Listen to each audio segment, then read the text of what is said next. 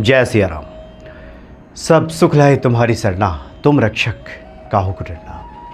हनुमान चालीसा शीघ्र फलदायी है, समस्त फलों का प्रदाता है, इसलिए सबसे ज़्यादा पाठ हनुमान चालीसा का ही किया जाता है। सरल भी है, समय भी कम लगता है, लेकिन इसको लेकर बहुत सारे संशय भी लोगों के मन में रहते हैं। लगातार इससे संबंधित कुछ सवाल सामने आते हैं। एक महिला भक्त ने एक सवाल पूछा है, लिखा है, प्रणाम भैया, आपसे पूछना चाहती हूँ। पहला इनका क्वेश्चन ये है कि मैंने प्लेन पेपर पे हनुमान चालीसा लिख के लेमिनेट करवा लिया है, तो क्या उस पेपर से मैं जर्नी में हनुमान चालीसा पढ़ सकती हूँ बिना आसन आदि के?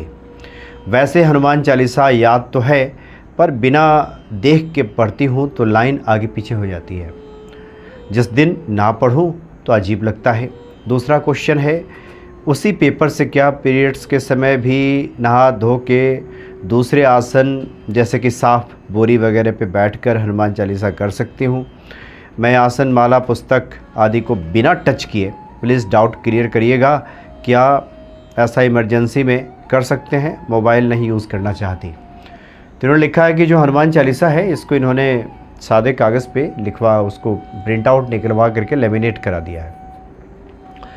तो पहले तो ये समझ लें कि हनुमान चालीसा में अन्य पाठों की तरह जो हमारे वैदिक मंत्र हैं, वैदिक पाठ हैं, उनकी तरह इसमें कोई नियमों की बहुत बाध्यता नहीं है, इसलिए बहुत सुलभ है। इसको कभी भी किया जा सकता है, कैसे भी किया जा सकता है।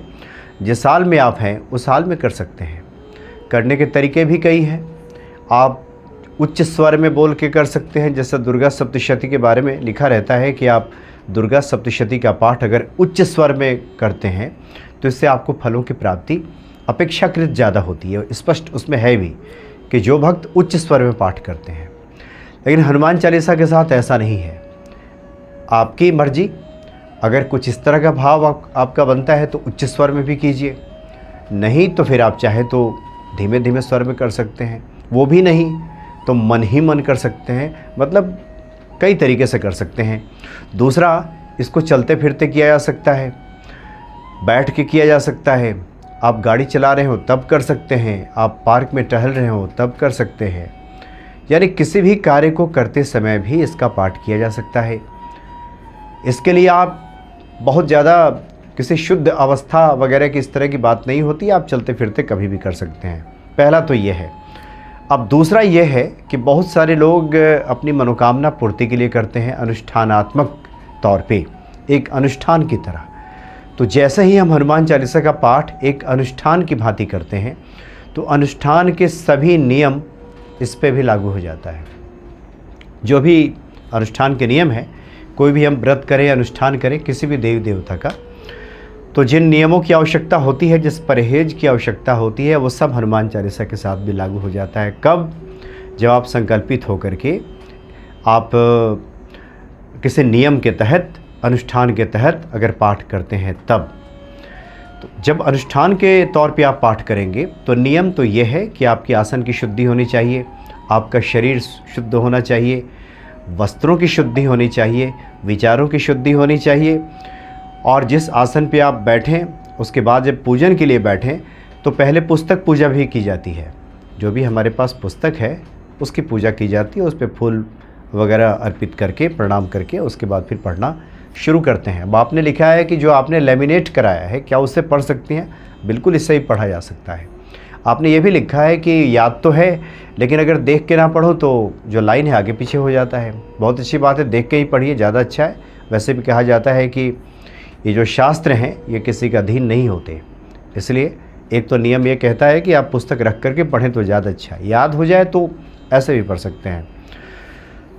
दूसरी बात, आपने लिखा है कि यात्रा में आप पढ़ती हैं या फिर अशुद्धि की अवस्था में भी जब पाठ करने की बात आती है तो बिल्कुल किया जा सकता है, लेकिन नियमों के तहत फिर बैठ करके नहीं। कि ऐसा नहीं कि फिर दिया जला लिया, जल का पात्र रख लिया, मिष्ठान भी चढ़ा रहे हैं हनुमान जी को और कर्मकांड के जितने नियम हैं सबका हम पालन करते जा रहे हैं, ऐसा बिल्कुल ना करें। आप यात्रा में हैं या फिर कुछ इस तरह की ऐसी अवस्था है तो हनुमान चालीसा का मन ही मन पाठ किया जा सकता है। तो किसी प्रकार का संशय और भ्रम मन में रखने की आवश्यकता नहीं है।